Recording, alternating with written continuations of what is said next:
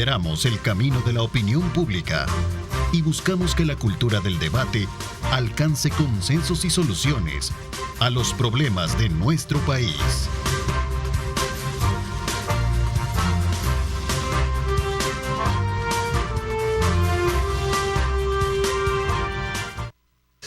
¿Qué tal? Muy buenos días, El Salvador, ¿cómo están? Qué placer enorme saludarles a ustedes. Gracias por estar con nosotros en este nuevo año. Queremos darle la más cordial bienvenida y por supuesto también agradecer a Dios Todopoderoso por darnos esa oportunidad de poder abrir un nuevo año. Un año que viene y otro que se va, como dice la tradicional canción del recuerdo. Hagamos pues de este año algo que sea inolvidable, algo que tenga propósitos, que tenga metas y que colocando a Dios en el centro de las actividades, estas puedan cumplirse. Así es que espero que este nuevo año esté lleno de retos y aprendizaje que nos ayuden a crecer y a ser una mejor sociedad. Así es que desde ya, bienvenidos, con todo nuestro esfuerzo, con todo nuestro empeño, de todo el equipo de Megavisión, estamos acá para llevarles, como siempre, lo mejor de la información, lo mejor del entretenimiento y de nuestra programación. Bienvenidos, año 2024. Esta mañana hemos invitado a Bessie Ríos y a Saraí Molina para que nos hagan una lectura del cierre del ciclo del año 2023 y la apertura que tiene este nuevo año de cara a lo que sin duda alguna representa uno de los más grandes eventos que corresponden a la actividad electoral. Pero antes quiero saludarlas, darle la más cordial bienvenida. Feliz año, Bessie. Feliz año, un placer acompañarles, amanecer aquí en compañía de Saraí, de ti, Ernesto, y un saludo para todos los salvadoreños y las salvadoreñas que celebramos este cierre de 2023 y empezamos las labores 2 de enero de 2024, bueno, 2 de enero para la empresa privada, ¿verdad? Porque los empleados públicos todavía tienen ese didita de más, sí, bienvenida, Saraí, ¿qué tal? Sí, bueno, ¿qué tal de fiestas? Bien, bien. Un saludo a los dos y a los amigos televidentes. Pues bien, pasando en familia las fiestas, yo creo que toda la población salvadoreña trató de hacer la celebración de este fin de año de la mejor manera posible y lamentando pues la racha de accidentes que han habido, incendios y personas fallecidas en accidentes de tránsito sobre todo, pero yo sí creo que esta vez la población, en el caso, por ejemplo, de la cohetería, la pólvora, sí, bajó bastante. Hubo mayor responsabilidad por parte de la población. Sí. Yo creo que se ha ido tomando conciencia poco a poco de lo importante que es cuidar a los menores en este tema, ¿verdad? Bueno, y creo que sin perder la tradición, pero cuidar. Sí, yo creo que aunque la afectación sí, yo por ejemplo amanecí y es precisamente por la pólvora, ¿no? Exacto. Un poco afectado de la garganta. Y también las familias que tenemos mascotas, sabemos cómo se ponen los perritos y los gatillos y nos ha tocado estarlos ahí. A eso nos enfrentamos en una celebración de esa naturaleza, exacto. Sin duda alguna. Un año que se va, decía, y otro que viene, de acuerdo a la perspectiva y la experiencia que ustedes han tenido a lo largo del año que cerramos con lecturas muy importantes. ¿Cuál es la expectativa de lo que viene ahora por delante? A ver, Saraí. Bueno, en primer lugar, el tema de las elecciones es el que nos va a acaparar en el primer trimestre del año. Creo que ya las cartas, como lo hemos dicho, están echadas. El presidente Bukele va a ser reelecto automáticamente, ¿verdad? No se han hecho las elecciones, pero ya es un hecho consumado. Y creo que también en la parte de diputaciones va a tener amplia mayoría. Tengo mis reservas con el tema de las municipalidades debido a que, como hemos visto, las alcaldías ni de Nuevas Ideas ni de ningún partido, pero sobre todo Nuevas Ideas, porque es el partido mayoritario, han hecho cero por la población, ¿verdad? De sus territorios. No han habido trabajos visibles por parte de las municipalidades. Y yo sí creo que el tema de la DOM les ha afectado en gran manera porque no han podido realizar obras. Las obras que la DOM ha realizado son muy marginales, entonces esto va a tender a que mucha gente con los candidatos ya conocidos o los que van a una reelección, en el caso de Nuevas Ideas por las municipalidades, la gente va a tener sus reservas para votar, pero si el presidente hace la campaña que está haciendo por la N, tanto para él como para las diputaciones, por los alcaldes, creo que también van a tener mayoría, no la que tienen ahora, pero sí mayoría. Ok, a ver, ves, para poder un poco poner sobre la mesa algunos elementos de juicio que puedan llevarnos a buscar de nuevo bajo esa nueva línea de trabajo para este año, metas y retos que a lo mejor el país tenga, ¿no? Bueno, el reto para este año y el siguiente quinquenio que esté en el poder el presidente Bukele es el tema económico.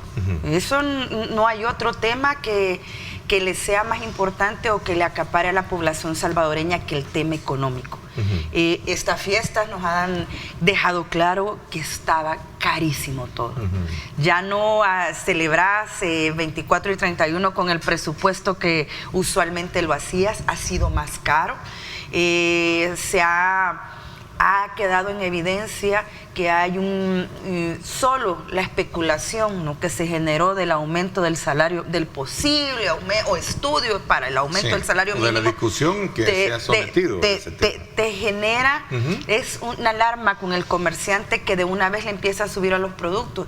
Y es que una cosa que es importante recordarle a las autoridades, no se puede hablar de un tema de aumento del salario si no va acompañado con el tema de congelamiento de precios. Porque si no, en todo lo que se discute, un mes, un par de semanas, la posibilidad del aumento, y los políticos por réditos electorales, tenemos cerca la elección, dicen que ya lo aprueban, que ya viene. En todo lo que lo aprueban, ya se comió el aumento, ese salario por que la van parte a dosificar. especulativa, ¿no? Así que siempre es el porque factor. las autoridades hacen mucho sonido sobre esto, que se está cumpliendo, que te van a aumentar el salario mínimo, pero poco o nada hacen con la especulación y todo el mundo le tiene terror al tema de congelamiento de precios, como que eso fuera algo pecado, ¿verdad? Congelar los montos, y no lo es. Si en realidad querés que te funcione el aumento salarial y que no se lo coma la especulación o los aumentos inescrupulosos, tenés que congelar precios.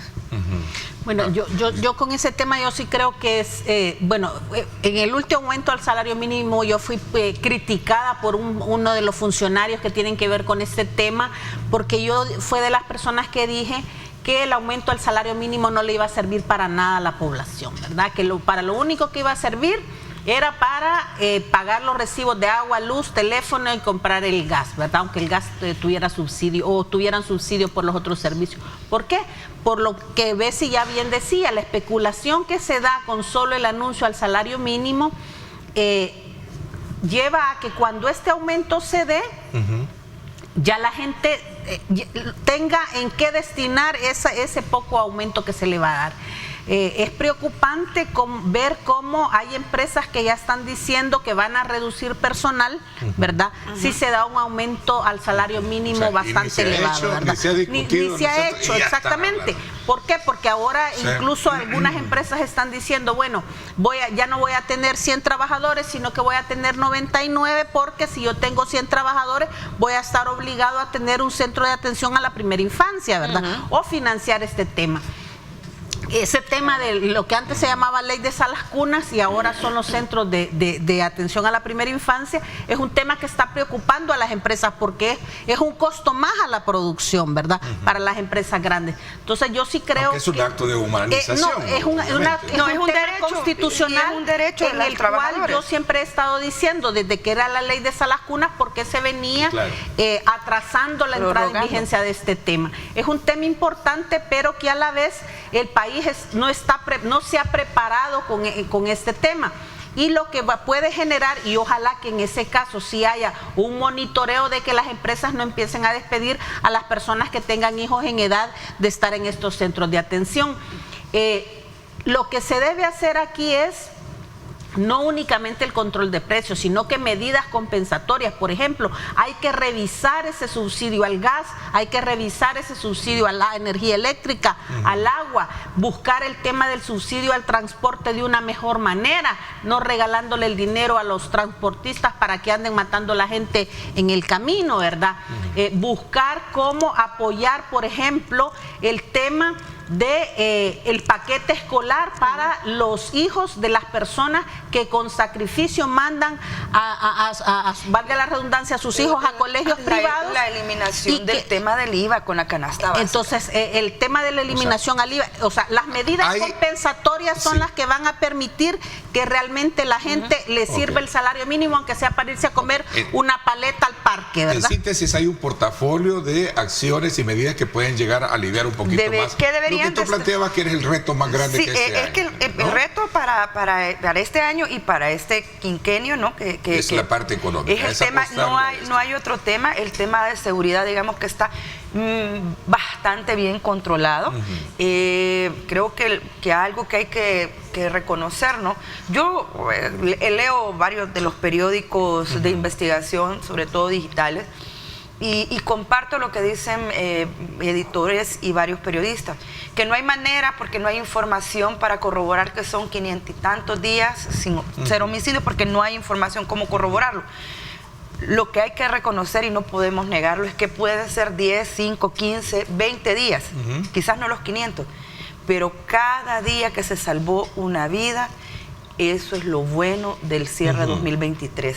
Cada vida que se salvó. La parte de seguridad pública, ¿no? Como un hecho que trasciende una política de Estado basada en un respaldo del régimen de excepción que ha tenido también un lo que pasa muy es que yo creo que en esta administración es el régimen de excepción su política de seguridad, porque es a través del régimen que, por ejemplo, han conseguido la limpia de los vendedores en el centro, recuperar zonas. Parece ser de que es a través no el régimen como una herramienta, sino que parece el régimen como una política. Y eso hay que tener cuidado, porque el Estado te tiene que brindar seguridad, pero nunca a cambio de tus derechos humanos. El Estado no te puede poner a escoger entre derechos humanos y seguridad, te tiene que dar ambas cosas. ¿Cómo lo va a hacer? Bueno, ese es el trabajo del Estado. Ok, Saraí, hay un elemento que planteaba Bessie y que me parece que es importante colocarlo también sobre las proyecciones de país que tiene en materia electoral el tema económico, y sobre todo cuando se trata de ver propuestas, porque no veo mucho en términos muy pragmáticos de los discursos que tienen los candidatos, ¿no? Entonces, veo una ausencia, no lo digo a manera de crítica, lo veo a manera de una realidad que me gustaría saber qué están haciendo los candidatos, qué están proponiendo.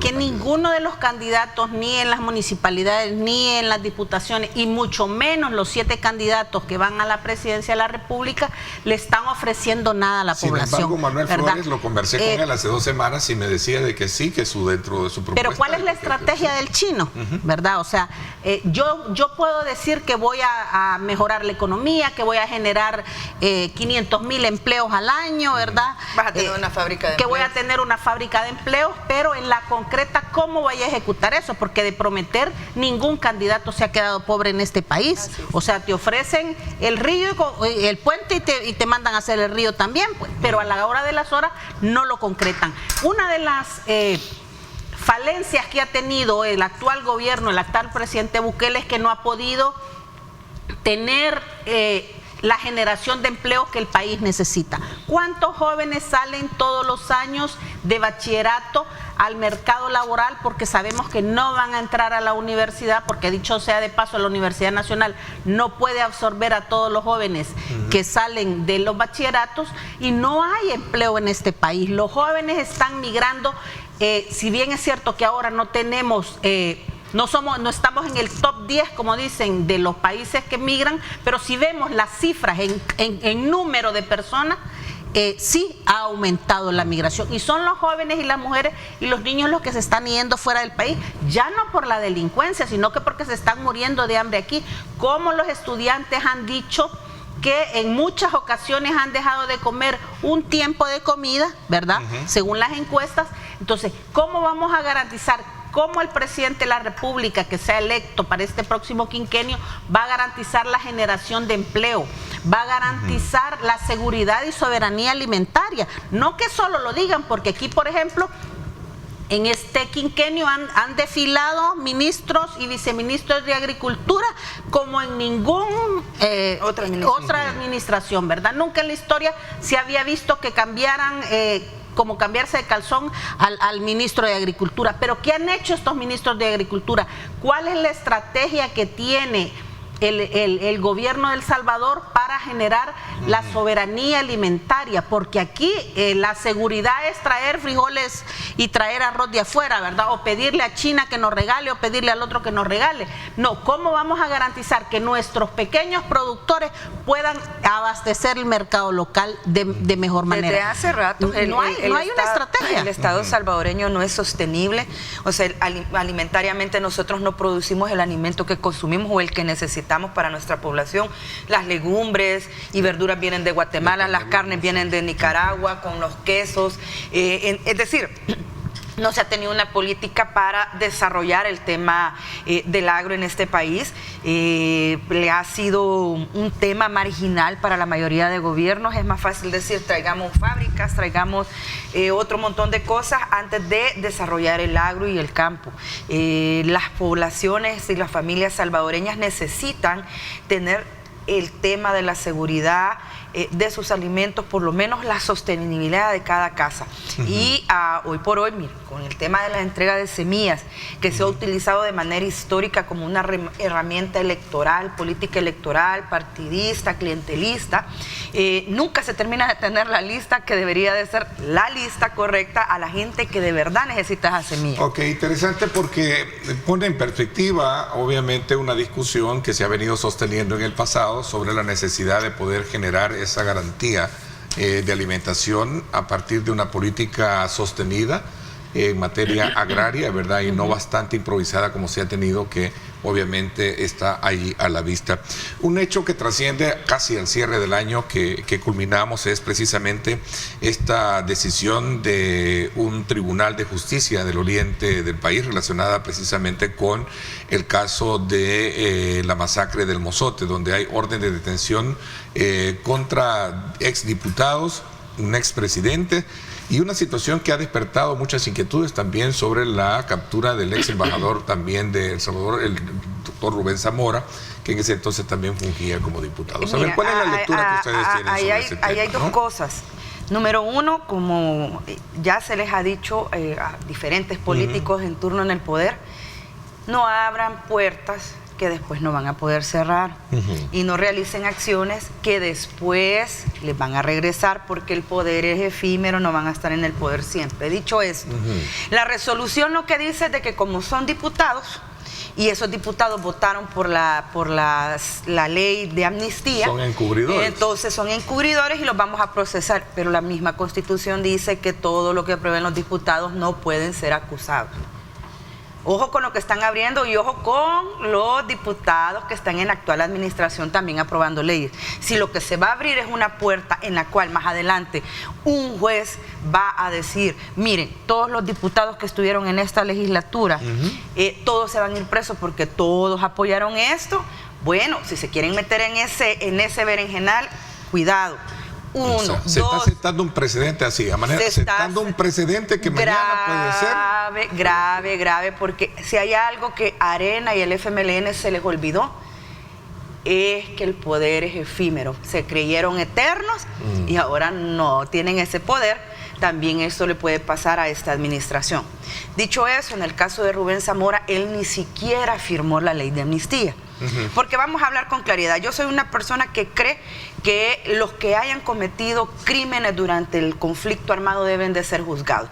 Aquí el acuerdo fue generar una ley de reconciliación, que fue la primera que se aprobó. Esa amnistía se la inventaron los militares junto con el gobierno para cuando iba a salir el informe de la Comisión de la Verdad, para que nadie de los que saliera ahí nombrados pudiera ser juzgado. Por eso se autoamnistían, se genera la amnistía esta.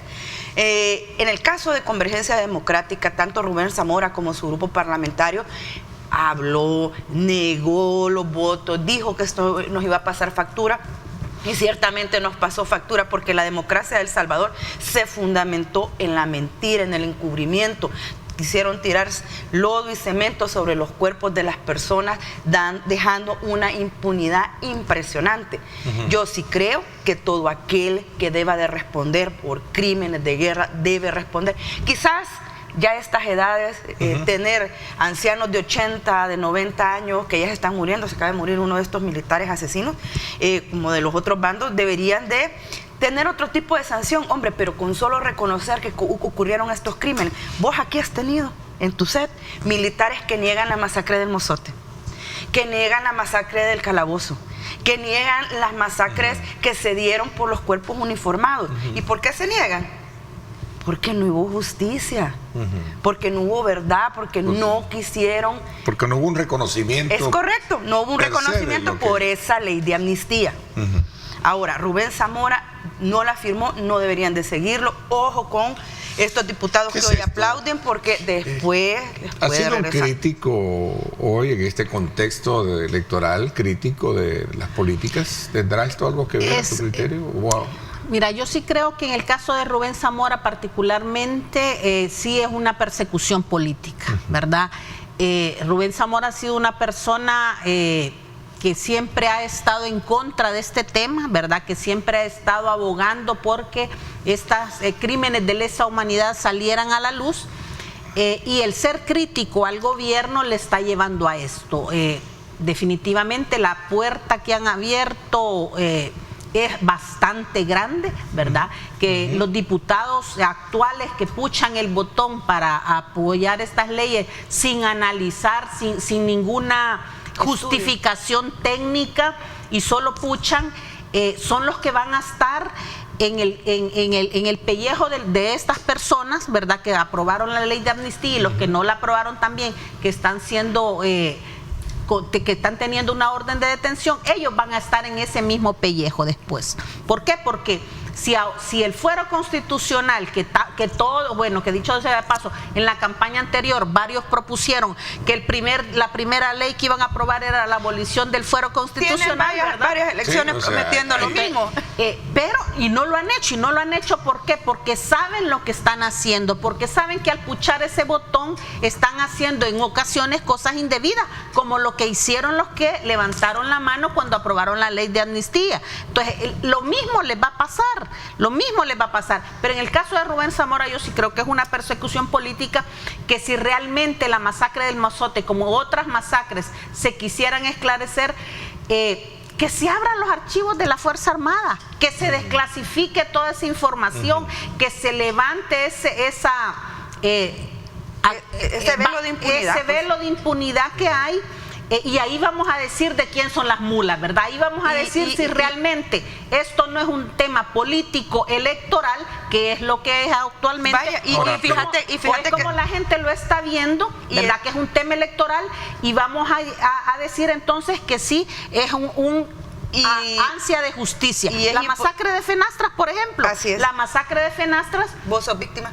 Yo soy víctima de esa masacre, yo estuve presente, fui una de las personas lesionadas, pero hasta este momento el juzgado que reabrió el caso hace casi 4 años no ha hecho nada. ¿Por qué no ha hecho nada? Porque simplemente no les da la gana, porque el caso de la masacre de Fenastras, como otras masacres, no venden publicidad, no ganan votos. Entonces eso es jugar con la memoria de estas personas. Y justicia selectiva. Y una justicia selectiva, efectivamente. Sigue existiendo el tema de la selectividad en la justicia.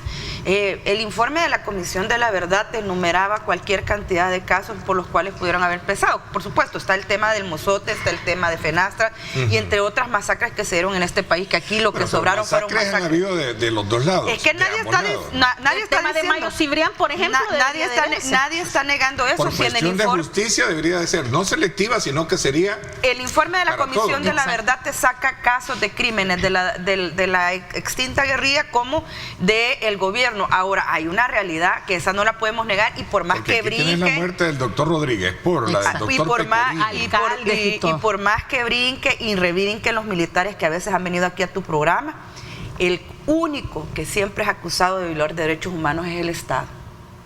Porque el Estado es el responsable de proteger.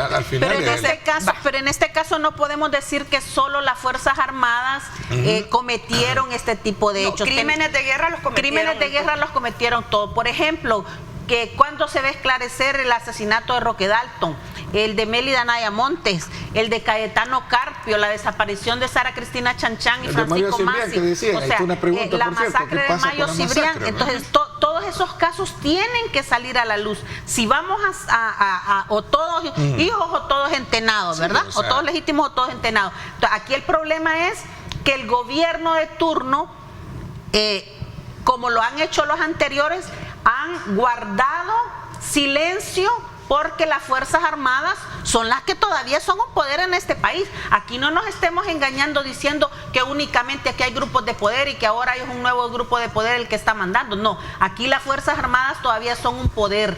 Todavía hay visos del poderío que tenía la Tandón en este país, de la impunidad que tenía la Tandón en este país, porque si no, vamos a ver por qué los casos de violación de las últimas menores que se han estado dando, ¿verdad?, se han encubierto por parte de los cuerpos militares. ¿Por qué el comandante general de las Fuerzas Armadas no ordena una investigación de este caso? ¿Verdad? Es bien interesante, hoy que hablábamos de... Me dicen que hay que leer esta pregunta porque ¿qué pasa con la... Ya es lo que estaba diciendo. ¿Qué pasa con las masacres que hizo el FMLN como el de Mario Cibriánez? Sí, eso lo tienen que... De hecho, hace poco se entregó un informe, la hija de Benjamín Cuellar entregó un estudio en el cual se hablan de las agresiones sexuales que recibieron las mujeres dentro de los campamentos de la guerrilla. Eso debería de investigarse y debería de darse seguimiento. Si es que eso no cambia la realidad. El punto es el siguiente: ¿se van a juzgar todos los casos o solo se van a juzgar aquellos en los cuales yo pueda tener raja electoral o raja política porque puedo estirar la mano y llevarme a los que ahora están hablando? ¿Pretende callar la voz crítica el caso del doctor Zamora? A mí me preocupa que a mí me preocupa que la jueza haya tomado la decisión de de mandar órdenes de captura a una persona que ni siquiera firmó la ley. Entonces, pareciera de que no sé con quién quiere quedar bien la señora jueza, no sé cuál es el interés que ella tiene de decir, mire, si no se parece. Es que eso demuestra la falta de independencia que tiene el órgano judicial no ha en este momento, ¿verdad? No ha investigado, esa jueza no ha investigado, porque de haber investigado se hubiera dado cuenta que Rubén Zamora ni siquiera firmó esa ley. Por eso, pero es la misma falta de autonomía que tienen los tribunales. Si ya le mandaron a la señora de otro lado ya la resolución y ella solo la firmó sin leer, la verdad, y no ha estudiado todas esas piezas del caso, eso quiere decir que incluso debería de ser objeto de una investigación por parte de la sección de investigación judicial. Usted no puede... ¿Por qué? Porque está haciendo cosas que van en contra de la ley, está desconociendo el fuero constitucional, está desconociendo que hay una de las personas que, si bien es cierto era la junta directiva, no firmó ni votó en favor de eso y ha emitido una orden de detención. Vamos a hacer una pausa. Cuando regresemos, hemos hecho una valoración sobre el cierre del año con relación al tema político, al tema económico. Esto de la administración de justicia también es importante verla en ese contexto de lo que puede en su momento mantenerse vigente de cara a los próximos años. Voy a hacer una pausa, 7 en punto. Gracias por estar con nosotros.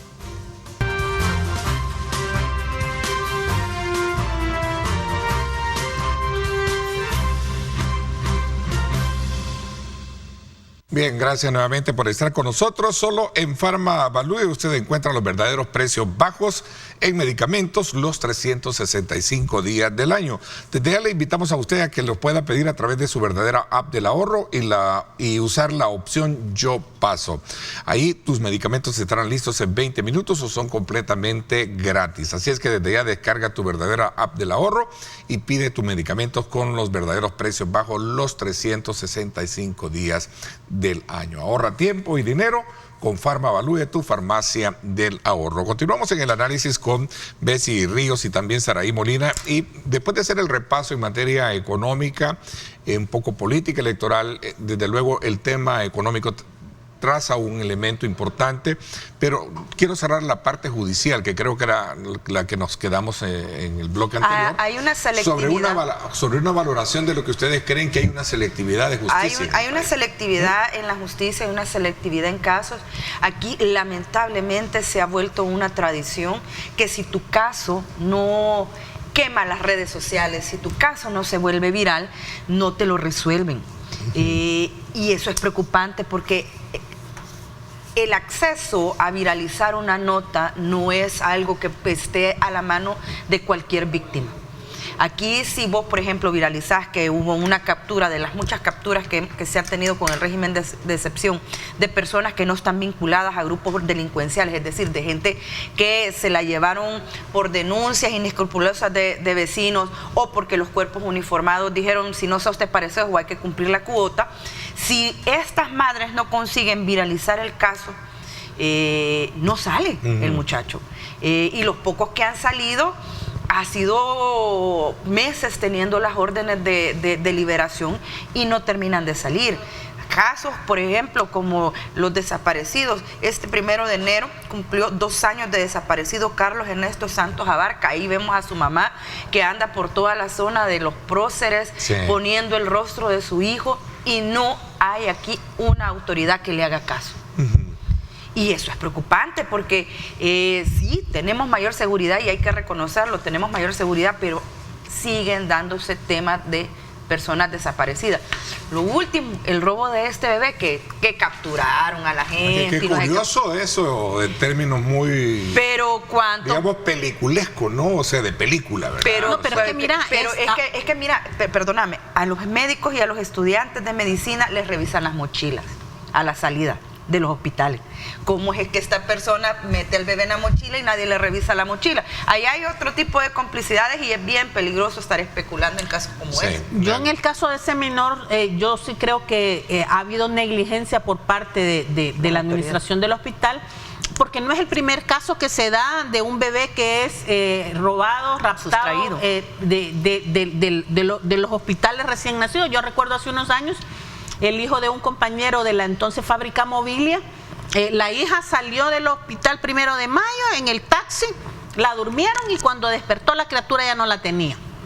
Y estos casos se dan, pero la medida que se adoptó de decir quito a toda la seguridad privada de todos los hospitales y voy a poner a la PNC y al ejército a cuidar los hospitales, no es la mejor medida, que hay que hacer una investigación profunda, ¿verdad? E imparcial, no para sacar raja política de este caso, y que se deduzcan responsabilidades, ¿verdad? Porque como bien Bessie dice, todo el personal de salud que trabaja en los hospitales lo revisan al salir para que no se roben los medicamentos. Entonces, ¿cómo salió ese bebé en una mochila y nadie lo vio? Pues, ¿verdad? Esa ahí es una situación. Las cámaras de seguridad son de gran ayuda ahí. Ojalá que al final se termine de investigar si esto es una red, la complicidad de quién. Pero la pregunta tuya era el tema de la justicia selectiva. De la administración de justicia en el país. Aquí poco a poco porque quiero pasar a otros 2 temas. El sistema judicial en este país no está siendo imparcial, hay justicia selectiva. Nosotros vemos nada más los casos por el boom del régimen de excepción, vemos nada más el tema de los casos penales, ¿verdad? De cómo hay más de 7,000 personas que han salido, que fueron capturadas bajo el régimen de excepción y que todavía hay muchas personas que no tienen nada que ver en el asunto, que están guardando detención, pero no estamos viendo cómo, por ejemplo, se están manejando los casos laborales en los tribunales. Es lamentable la manera en que los jueces están resolviendo, es lamentable cómo no se le guardan las garantías constitucionales, por ejemplo, a los dirigentes sindicales, ¿verdad? A las mujeres embarazadas, y los jueces están fallando como les da la gana o como les ordenan de ahí arriba que fallen, ¿verdad? Ok, voy a cerrar así antes de entrar a otro tema por cuestiones de tiempo. Pensiones 2024. Ese es un tema que también representa una discusión que trasciende a preocupación, inseguridad y hay una terrible tentación cuando se habla del tema de pensiones, como se habla con el tema del aumento al salario mínimo, de que sin estudios la gente quiere recibir pensiones del 80% del salario que recibió, del último salario que recibió, o quieren tener un salario mínimo de $500. Se necesitan estudios en los cuales se pueda sustentar que un aumento, ya sea en el pago de la pensión como un aumento en el salario mínimo, sea sostenible en el tiempo. No podemos estar pidiendo pan para hoy porque va a ser hambre para mañana. Dicho eso, Saraí sabe cómo va el tema de pensiones, porque hoy por hoy no te están dando 400 pesos. Este es el último parche que se hizo al sistema de pensiones. es el parche más nocivo que hemos tenido, ¿verdad? Los trabajadores que cotizamos al sistema.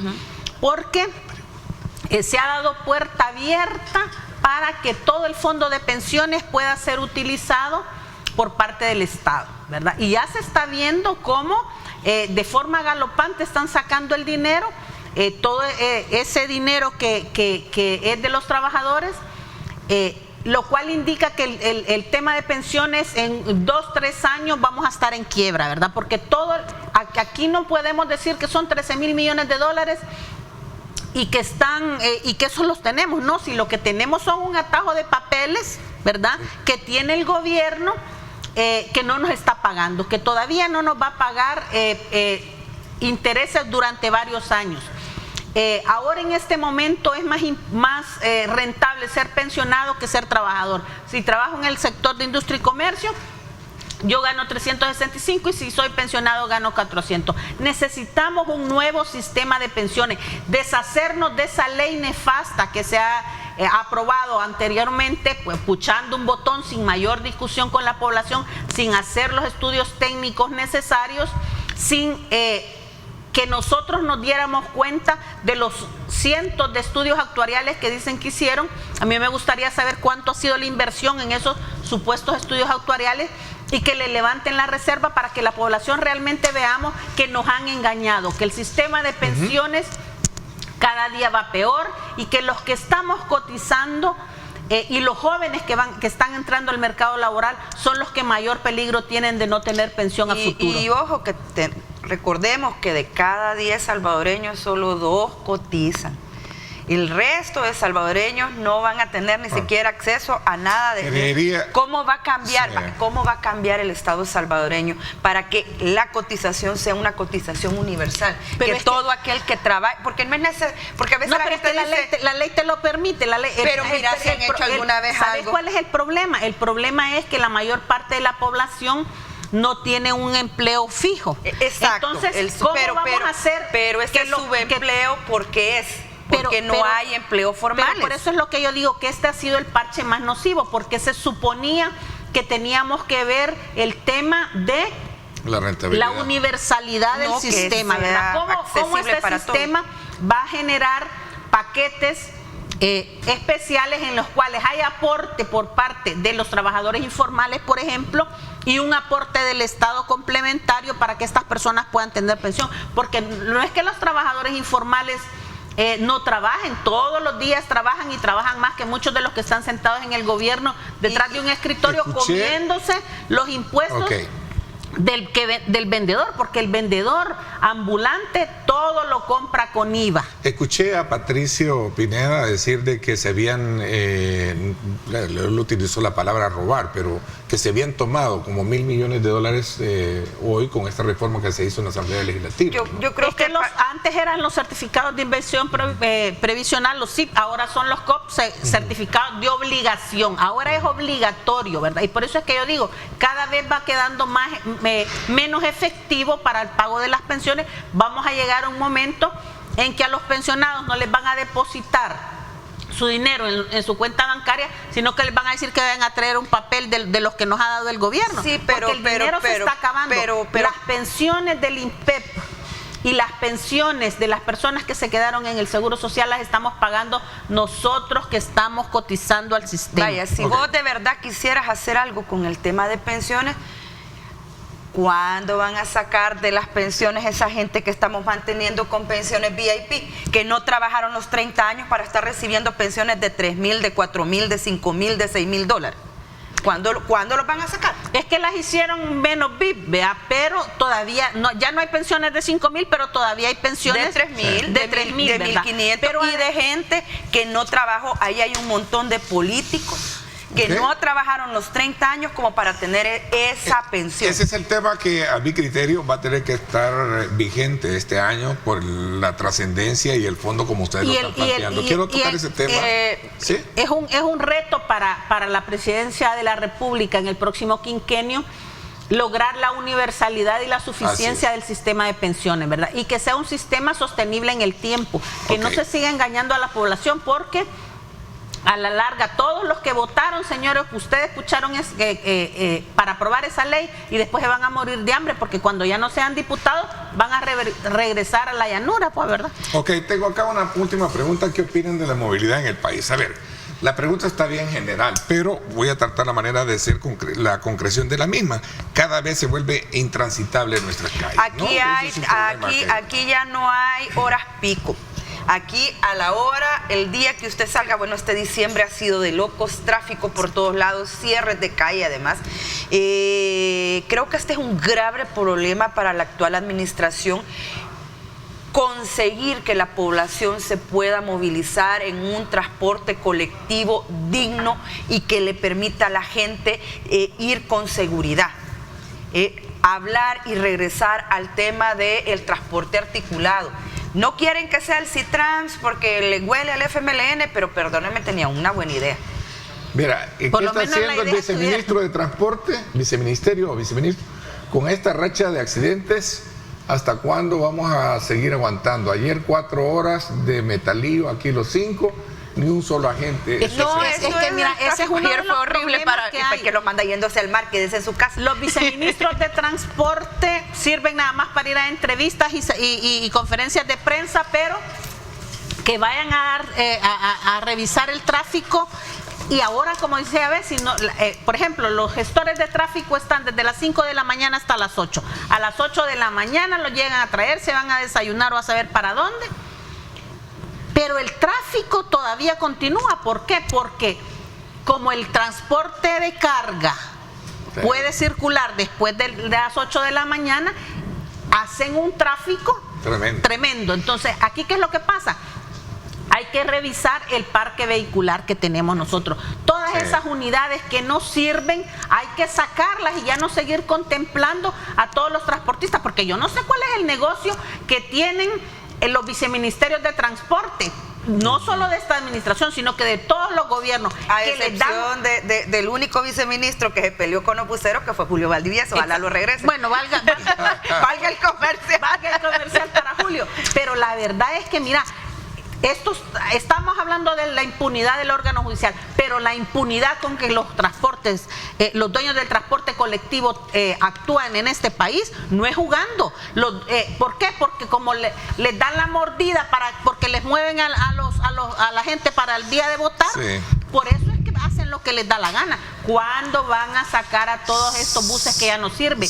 Todo el parque vehicular de las personas particulares también, que ya no sirve, que eso hace trabazón. Por ejemplo, en el bulevar un guarolito viejo se queda y no hay forma de moverlo. Y ahí tenés ocupada toda esa infraestructura en medio de lo que fue el Citrán, ya deberían de bueno, tendrían de que haberlo. Vaya, ahora que tienen todos los votos, que tienen control en el Poder Judicial y que no les van a declarar inconstitucional, deberían de recuperar el tema, no solo de el Citrán, sino también el tema del FONAP. Mira, aquí están del fondo queriendo hacer públicos varias cosas. Una de las cosas que yo creo que sería un éxito para cualquier gobierno es que el transporte sea público y administrado por el Estado.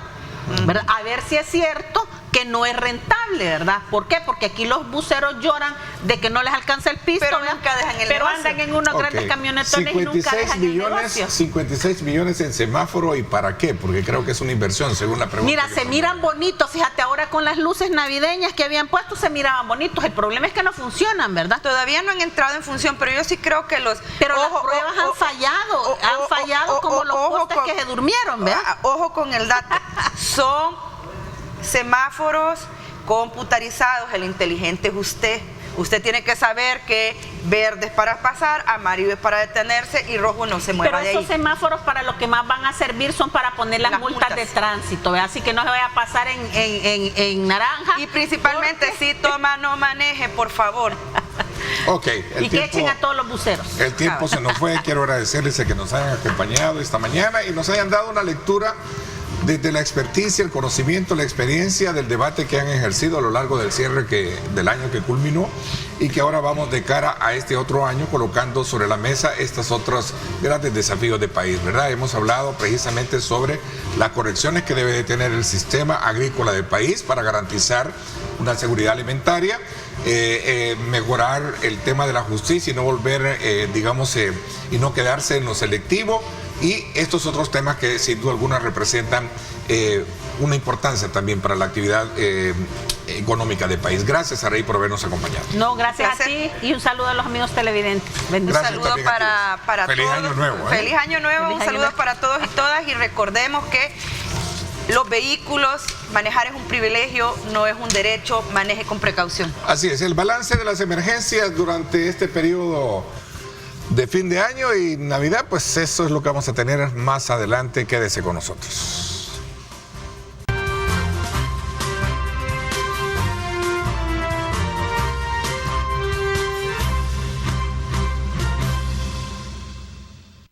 Gracias nuevamente por estar con nosotros a esta hora de la mañana. Vamos de inmediato a hacer un balance, a conocer un balance de las emergencias atendidas durante este periodo de fin de año.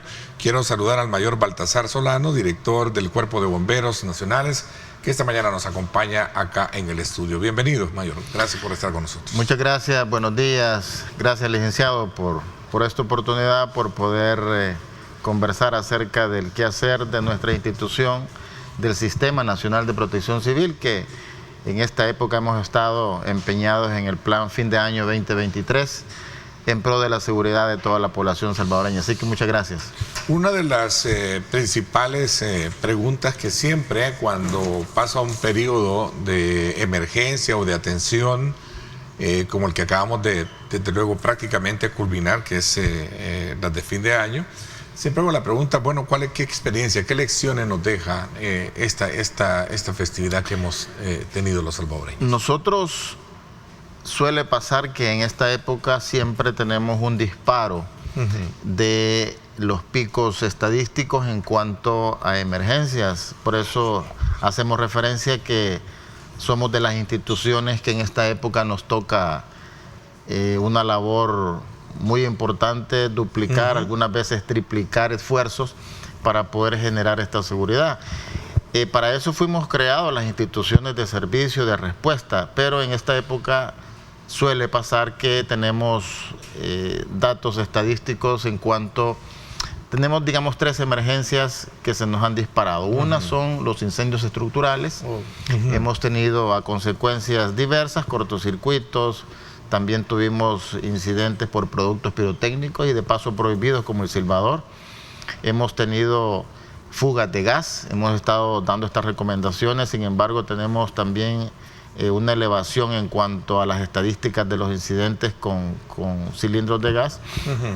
Y luego, pues lo que ya es común en esta época, el cese de la lluvia, los vientos, las altas temperaturas, tenemos los incendios en maleza y los incendios forestales. Básicamente los incendios en maleza se nos han disparado, es por ello que ahorita comenzamos, sin embargo, de aquí en adelante la época seca continúa y por ende los incendios forestales y en maleza se nos incrementan, pero en esta época, es decir, en diciembre, se nos comienza a disparar en cuanto a las estadísticas de incendios en maleza. Y el problema es que muchas veces tenemos los incendios en maleza y que de paso tenemos los incendios de interfaje, es decir, se pasa de la maleza a nuestras viviendas los incendios. Por eso otra vez las recomendaciones de limpiar alrededor de nuestras casas o de los perímetros de nuestras colonias con el objetivo de evitar los famosos incendios de interfaje, es decir, incendios en el bosque e incendios estructurales, ya sea que se pase del bosque a nuestras viviendas o viceversa.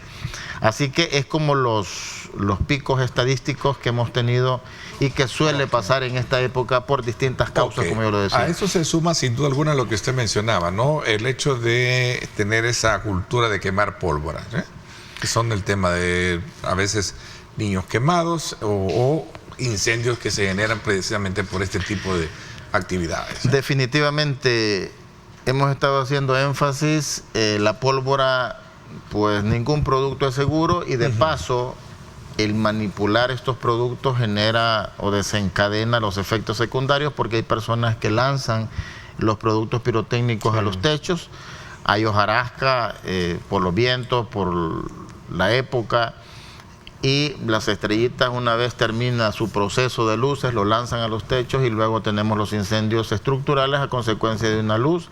Las personas lanzan morteros, silbadores que están prohibidos, buscan iguas a la basura, a los predios baldíos, y luego tenemos los incendios en maleza, en este caso, que luego, pues, como decía, muchas veces se convierten en incendios estructurales o de interfaz porque se pasan de la maleza a la estructura de nuestras viviendas. Así que esto también incrementa las estadísticas a consecuencia de la mala manipulación de productos pirotécnicos, que hay una ley que permite. Sin embargo, muchas personas también han estado al margen de la ley, es decir, han estado fabricando, comercializando, y personas también comprando como consumidor final, en este caso, productos que están prohibidos.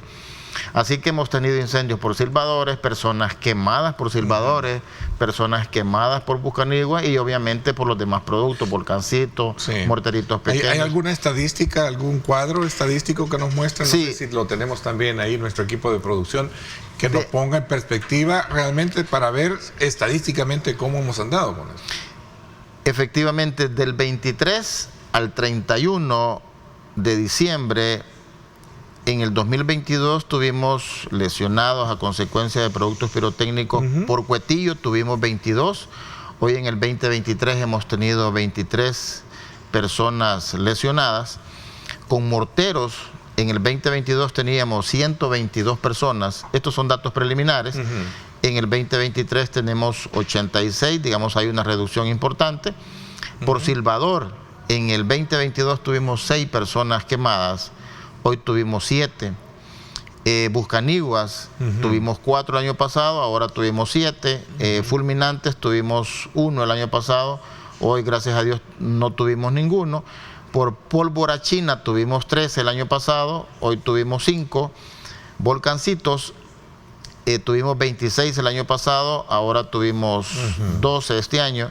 Y las estrellitas, que muchas veces creemos que no generan problemas, tuvimos 7 el 2022 y el 2023 hemos tenido 5. Es decir, en el 2022 al 31 de diciembre teníamos 201 personas lesionadas con productos pirotécnicos, hoy tenemos 145. Hay una reducción importante, sin embargo, pues los números no son alentadores, es decir, no debiesen haber personas lesionadas a consecuencia de estos productos. Al final hemos tenido una reducción de menos 56, es decir, 56 casos menos que el año pasado. Y los porcentajes, el 36% de estas personas quemadas son menores de edad y un 64% son adultos, es decir, hemos estado haciendo énfasis en que los adultos son los que deben manipular los productos y no los niños. Ahora resulta que en las estadísticas también las personas adultas tienen ese, digamos, detalle de no guardar las condiciones de seguridad al momento de estar manipulando estos productos pirotécnicos. Digamos, educativo, formativo y de conciencia que debe de tenerse para evitar toda esa situación. Muchos accidentes también pasan personas quizá ebrias o no tener el cuidado a la hora de manipular estos productos, de prenderle fuego muchas veces con el cigarro, con fósforos. La recomendación es que estos productos no se deben encender con cigarros o con fósforos, en vista que las mechas muchas veces son cortas y no les da el tiempo de poder retirarse del artefacto. En fin, hay muchas causas con las cuales pues estos productos generan, y es un porcentaje muy alto, 64% de los adultos que han generado o que han sido afectados en este caso por quemaduras a consecuencia de productos pirotécnicos. Es decir, 145, hay una reducción importante, pero es un número, valga la redundancia, importante de personas que han salido lesionadas con estos productos. Este es un dato que creo que es importante, digamos, resaltarlo. ¿Quemamos más pólvora o menos pólvora? ¿Se quemó más pólvora? ¿Que el año pasado? ¿El año pasado? Pues... Que el año antepasado. Ya, que el año antepasado. No tenemos... una cifra así clara, pero... un registro... las personas muchas veces dicen, ahora escuchamos más pólvora que el año pasado. A eso me refería, sí. Básicamente, no tenemos, siempre se escucha la famosa reventazón de la cual hablábamos fuera de cámara. Los 24, los 31 de diciembre a las 12 de la noche siempre existe estos momentos en donde culturalmente se manipula mucho producto pirotécnico, y quizá algunos momentos hemos visto personas adultas y niños en donde morteros le han amputado incluso los dedos, lesiones importantes. Hemos estado haciendo énfasis que genera lesiones físicas y obviamente psicológicas irreversibles. Es imposible, una vez amputado, querer otra vez tener los dedos como tal, así que daños irreversibles físicos y psicológicos de por vida. Esas son las consecuencias que generan, en este caso, los productos pirotécnicos. Por eso hemos estado haciendo énfasis en que no hay ningún producto pirotécnico seguro. El número 5 es permitido, pero es un producto en la mano de un niño, genera lesiones importantes. Así que esto es un balance preliminar que tenemos.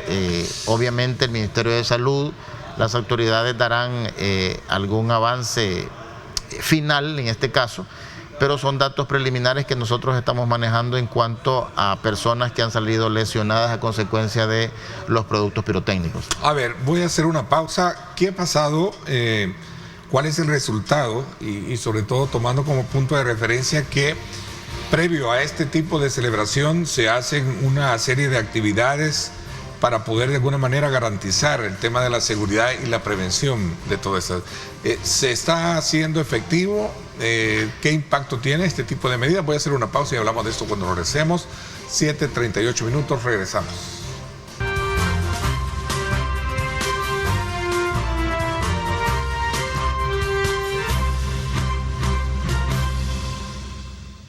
Bien, gracias nuevamente por estar con nosotros. A esta hora de la mañana estamos haciendo un balance de las emergencias atendidas durante este periodo de fin de año con el mayor Baltasar Solano, director del Cuerpo de Bomberos, y hacíamos en la primera instancia una valoración sobre digamos, la parte estadística de casos y de, sobre todo también, de personas que mal utilizan la pólvora y que resultan afectados al manipular de una forma indebida, especialmente cuando están en estado de embriaguez o, en este caso, sin la supervisión para sus hijos, ¿no? Que ese es un elemento. Pero previo a esto yo había dicho de que un factor importante tiene que ver con las medidas de prevención, con las medidas de capacitación, formación educativas y sobre todo también con aquellas medidas que de alguna manera se llevan a cabo como actividades durante todo tipo de acciones en las escuelas para llamar a la conciencia sobre la importancia de qué significa manipular productos en esta época, ¿no? Nosotros, desde ya, cuando inicia la época escolar, desarrollamos un plan de capacitaciones en todos los centros escolares, en donde el año pasado tuvimos más de 11.500 personas dentro de niños, niñas, maestros, en donde generamos todo el año esta concientización, estos procesos de formación, en donde brindamos todas estas medidas de seguridad para poder ir buscando reducir. Quisiésemos que no hubiese ninguna persona lesionada a consecuencia de productos pirotécnicos, pero tenemos este programa de capacitaciones en los centros escolares. Y, como decía, más de 11.500 personas. Y de paso también la ley nos manda a que vayamos a capacitar a todas aquellas personas que se dedican al comercio de estos productos en esta época. Así que en este año tuvimos más de 1.500 personas capacitadas, porque llegan nada más las que se dedican por primera vez al comercio de estos productos, o porque ya se les venció la licencia que fue otorgada por el Ministerio de la Defensa. Así que son las dos razones por las cuales estas personas nos visitan, a quienes también les brindamos todas estas recomendaciones, a quienes no se deben vender, cuáles son los productos que no deben comercializar, cómo deben de exponer el producto o cómo ofrecerlo al público, no tenerlo en el sol, cómo deben ser todas aquellas medidas de seguridad, que el sistema eléctrico debe estar adecuado, que deben tener barriles con agua, que no se debe de vender a personas en estado de embriaguez, por ejemplo, En fin, todas estas condiciones de seguridad nosotros las generamos en estas jornadas de capacitación con el objetivo de reducir la cifra de personas que año con año son lesionadas a consecuencia de estos productos. Ahora, usted me pregunta, ¿funcionó?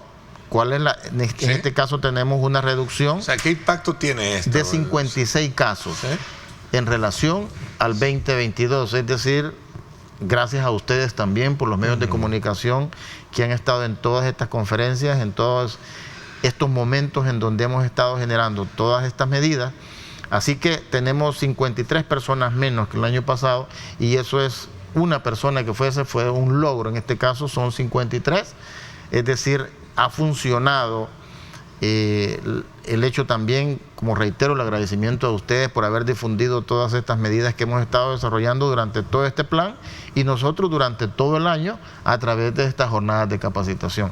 Sin embargo, creemos que 145 son muchas las personas, o no debiese haber, mejor dicho, personas lesionadas a consecuencia de productos pirotécnicos. Así que ha funcionado, pero no es suficiente. No debe haber personas quemadas a consecuencia de, en este caso, de productos pirotécnicos. Ahora, de acuerdo a cómo se proyecta este año, yo recuerdo que el 2023 estuvo marcado por el tema de las altas temperaturas, calores insoportables, algo propenso, si lo queremos ver desde el punto de vista del campo, del ejercicio de terrenos, que también en su momento con la maleza prenden fuego, ya sea por manipulación externa o porque verdaderamente la temperatura es alta.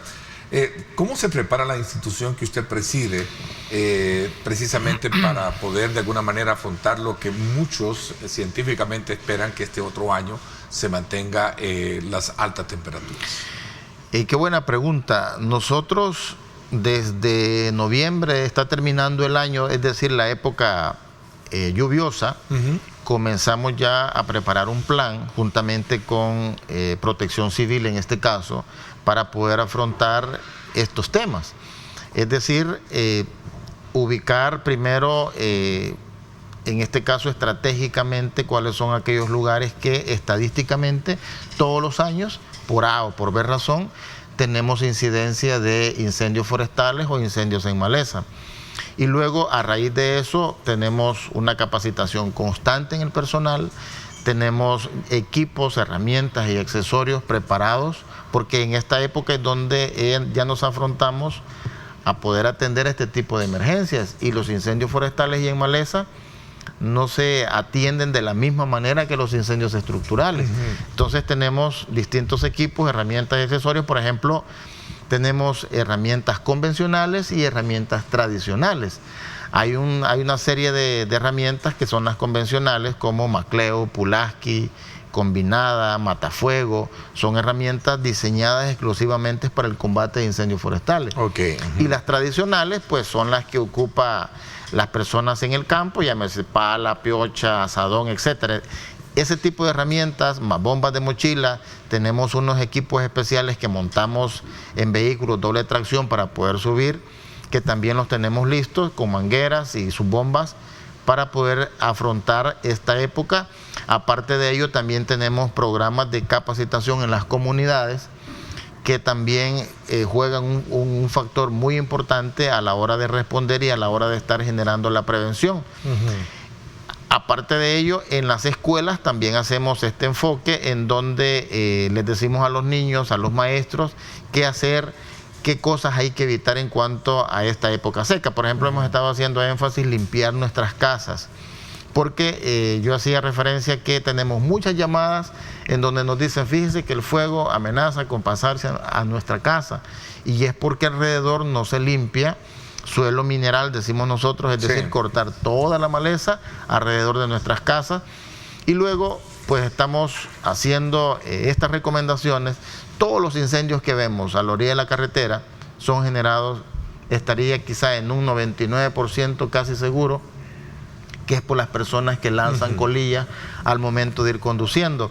Asimismo, es una época en donde muchas personas entran en las zonas donde hay maleza. Yo he estado haciendo énfasis en que los gases que emana el escape de un vehículo son suficientes como para incendiarla, porque acusamos al viento de que es el culpable de los incendios, y yo he estado haciendo énfasis en que los vientos no son los culpables, es decir, no generan los incendios. Los vientos hacen 3 factores importantes. Primero, ayudan a secar la vegetación, a extraerle la humedad. Con las altas temperaturas, el viento logran eso. Segundo, pues acelera el proceso de la combustión y por ende el proceso de la propagación de los incendios. Cuando hay vientos, el fuego viaja a mayor velocidad que cuando no lo hubiese.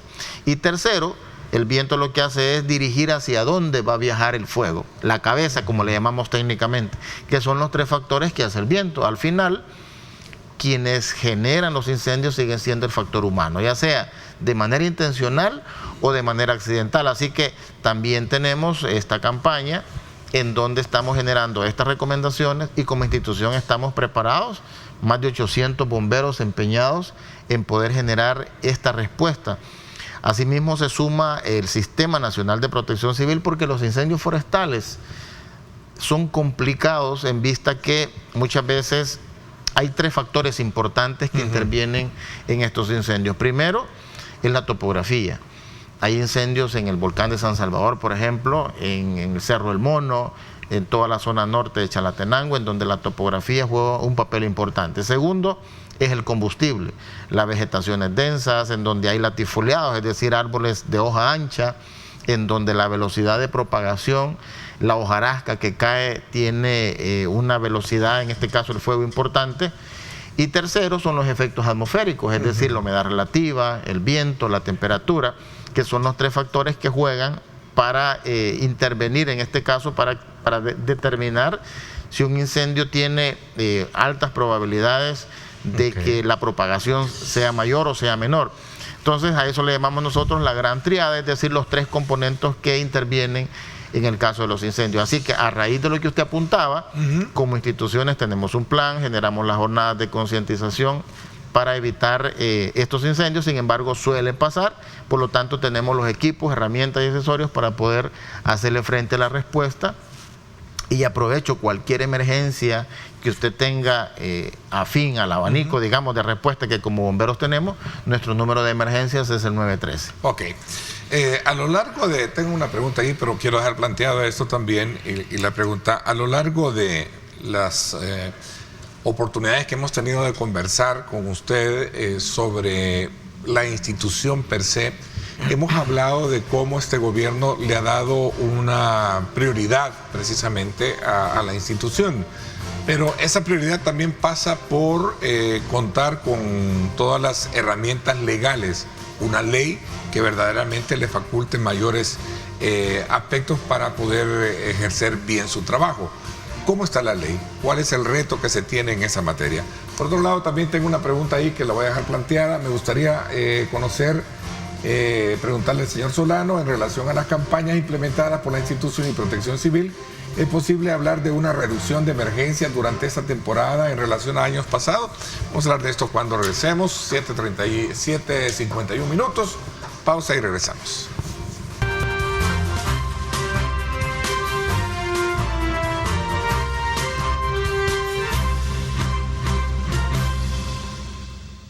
Bueno, gracias nuevamente por estar con nosotros. 2 preguntas ahí. Bueno, una que ya estaba un poco generalizada y a lo que habíamos hablado, que estaba relacionado con el número. No sé si la podemos poner de nuevo, la pregunta que hacía el televidente, pero ahí está. O sea, dice, ¿es posible hablar de una reducción de emergencias durante esta temporada? Sí, efectivamente tenemos reducciones importantes. Yo decía que nada más tenemos 3 incidentes, en este caso, o 3 tipos de emergencias que se nos han disparado. Los incendios estructurales, los incendios en maleza y las fugas de gas en relación al año pasado, que son las 3 emergencias que hemos tenido, que sí hemos tenido, valga la redundancia, disparos en los picos estadísticos. Y dicho sea de paso, en las fugas de gas, por ejemplo, hemos tenido una persona que falleció en el mercado municipal de Aguachapán. Esto debido a una fuga de gas. Nosotros hacemos énfasis en que las fugas de gas son más problemáticas cuando no han tomado fuego que cuando han tomado fuego, y la razón es porque cuando hay incendios nosotros identificamos hasta dónde está para poder atacar, pero cuando no hay incendio el gas pesa más que el aire y por ende viaja en las partes bajas y encuentra una fuente de ignición y se genera la deflagración Y si hay personas inmersas en esta fuga, pues tenemos, por ejemplo, las 5 personas que resultaron lesionadas en este mercado y una persona que falleció.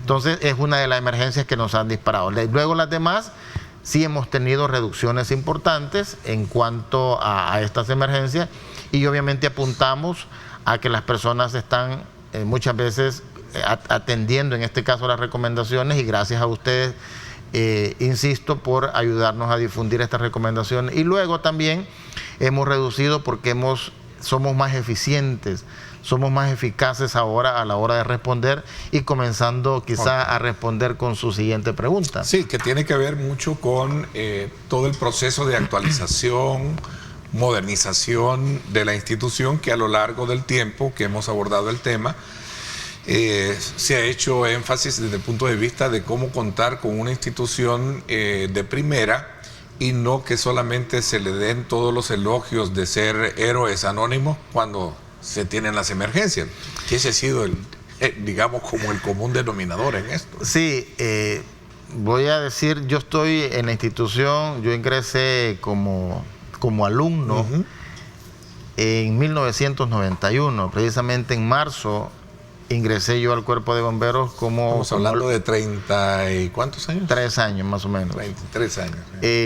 Ingresé como alumno al Cuerpo de Bomberos, y voy a hablar desde ese entonces a la fecha para poder hacer una retórica de cómo ha viajado la institución, al menos desde hace 30 años que yo conozco el Cuerpo de Bomberos. Nosotros solamente usábamos un casco viejo y una capa que nos donaban, más nada.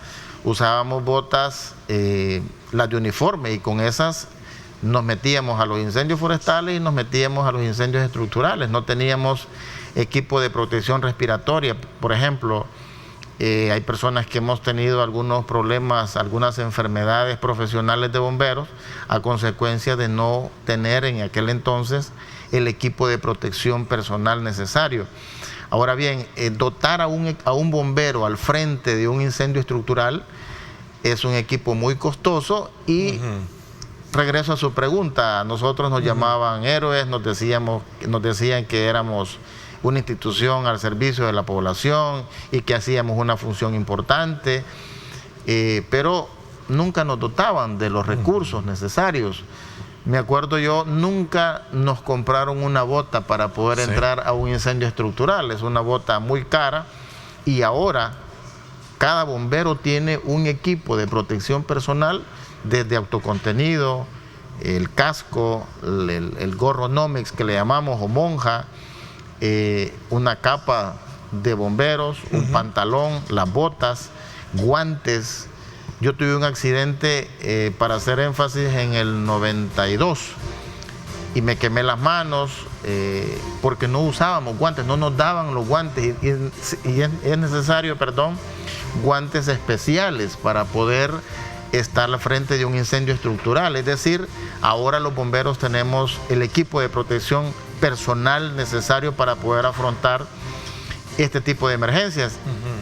Antes no lo teníamos, y con ello pues se suma los equipos de extricación vehicular, con esto se suma las unidades de extinción de incendios. En fin, ahora el señor presidente Nayib Bukele decidió transformar la institución y tener una institución equipada, formada, es decir, capacitada.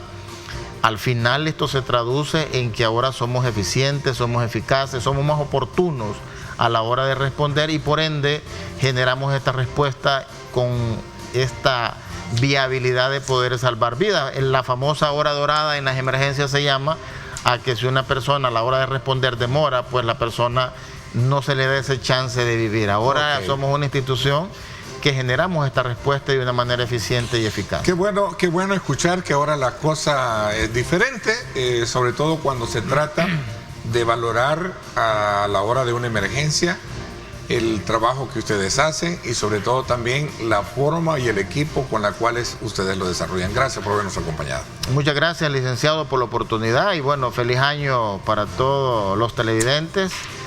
Y ahí estamos, somos una institución al servicio de la población salvadoreña. Nuestro número de emergencia, reitero, 913. Muchas gracias. Gracias, le agradezco muchísimo. Por mi parte, esto es todo por hoy. Pásenla bien y como siempre recuerden lo más importante, amar a Dios sobre todas las cosas. Lideramos el camino de la opinión pública y buscamos que la cultura del debate alcance consensos y soluciones a los problemas de nuestro país.